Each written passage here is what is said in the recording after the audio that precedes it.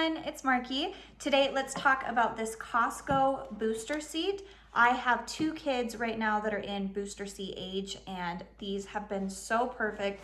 The size is really compact, but it fits perfectly in a standard car seat in the back of a vehicle.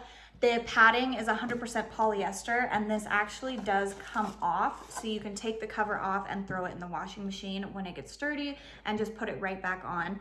It is padded, so it's going to be comfortable for them. It does have these little comfy padded armrests also.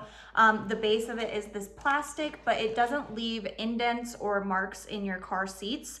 Mine, I've had other ones that have left huge indents and almost ruined my car seats. So this is really, really great.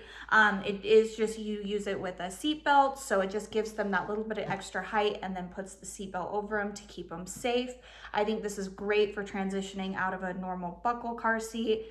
These we actually love because we can just move them from my car to my husband's car super, super easily. You're not having to unbuckle a million things like you do with standard car seats. So if you have a child that's maybe transitioning out of those buckle seats and you are looking for something that's going to be comfortable, easy to wash, easy to move around, I think this would be perfect. So I hope this was helpful. Thank you.